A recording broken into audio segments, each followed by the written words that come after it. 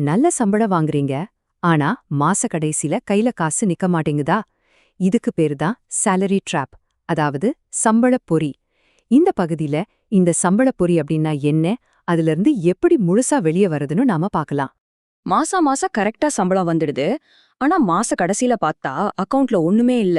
என்னடா இது, நம்ம வாழ்க்கையில முன்னேற்றமே இல்லையான்னு என்னைக்காவது தோணிருக்கா? நீங்க மட்டும் இப்படி ஃபீல் பண்ணல. நம்மள மாதிரி நிறைய பேர் இதே பிரச்சனையில தான் இருக்காங்க. இந்த நிலைமைக்கு பேருதாங்க சம்பளப் பொறி. பார்க்கறதுக்கு ஒரு நிரந்தர வருமானம் ரொம்ப சேஃபான விஷயம் மாதிரி தான் தெரியும். ஆனா உண்மையில அதுவே ஒரு கூண்டு மாதிரி நம்மளோட நிதி வளர்ச்சியை தடுத்து ஒரே இடத்துல நம்மள கட்டி போட்டுரும்.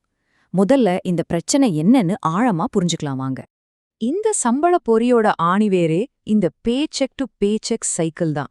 சிம்பிளா சொல்லணும்னா, சம்பளம் வந்ததும் வராததுமா எல்லா செலவும் வரிசை கட்டி நிக்கும். சேமிக்கவோ இன்வெஸ்ட் பண்ணவோ கொஞ்சம் கூட காசு மிஞ்சாது. இது வெறும் பண பிரச்சனைன்னு மட்டும் நினைச்சிடாதீங்க. இதனால நம்ம மனசும் ரொம்பவே பாதிக்கப்படும். எப்ப பார்த்தாலும் ஒரு விதமான ஸ்ட்ரெஸ், டென்ஷன், திடீர்னு ஏதாவது செலவு வந்துட்டா என்ன பண்றதுன்னு ஒரு பயம், இதெல்லாம் நம்ம நிம்மதியே கெடுத்துடும் இல்லையா? சரி, இந்த பொறியிலேருந்து வெளியே வர ரெடியா? ஸ்டெப், ரொம்ப ரொம்ப முக்கியமான ஸ்டெப், நமக்கான ஒரு சின்ன பிரீதிங் ஸ்பேஸை உருவாக்கிக்கிறது தான். அதாவது நம்ம காசு எங்க தான் போகுதுன்னு முதல்ல நம்ம கண்டுபிடிக்கணும். இதுக்கு நீங்க ரெண்டு சிம்பிளான விஷயம் செஞ்சா போதும். ஆனா இது ரொம்ப பவர்ஃபுல். முதல்ல உங்களோட பேங்க் கிரெடிட் கார்டு ஸ்டேட்மெண்ட் எடுத்து கடைசி ஒரு 2-3 மாச செலவை அலசி ஆராய்ங்க.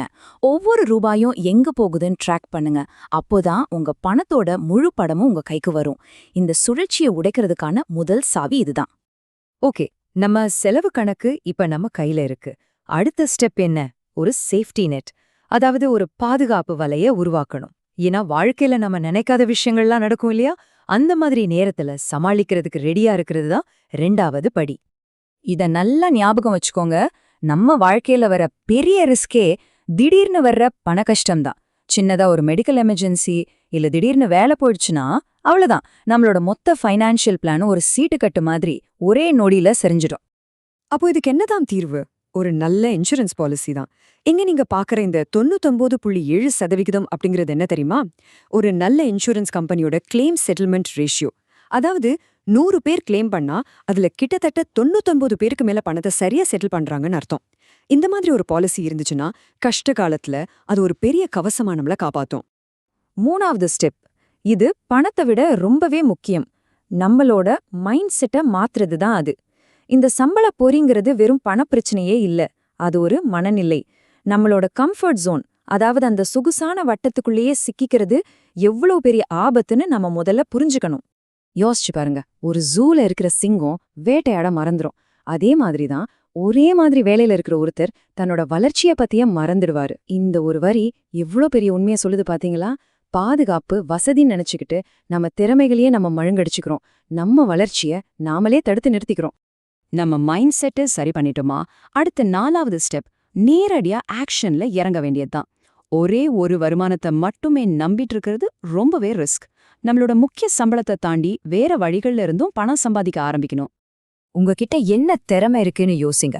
அதை வச்சே நிறைய சைடு இன்கம் பார்க்க முடியும். நீங்க கன்சல்டிங் பண்ணலாம், ஃப்ரீலான்சிங் வேலைகள் செய்யலாம், இல்லனா யூடியூப் மாதிரி ஏதாவது ஒரு பிளாட்ஃபார்ம்ல கண்டென்ட் உருவாக்கலாம். மாசத்துக்கு ஒரு 20,000-30,000 எக்ஸ்ட்ராவா சம்பாதிக்கணும்னு ஒரு டார்கெட் வச்சு வேலை செய்ய ஆரம்பிங்க. இப்ப நம்ம கடைசி ஸ்டெப்க்கு வந்தாச்சு. இதுதான் உண்மையான ஃபினான்ஷியல் ஃப்ரீடம்கான வழி. அதாவது வெறும் சம்பாதிக்கிறதோட நிறுத்திக்காம நம்ம பணத்தையே நமக்காக வேலை செய்ய வைக்கணும். சிம்பிளா சொன்னா பாசிவ் இன்கம் உருவாக்கணும். பேசிவ் இன்கம்னா என்ன?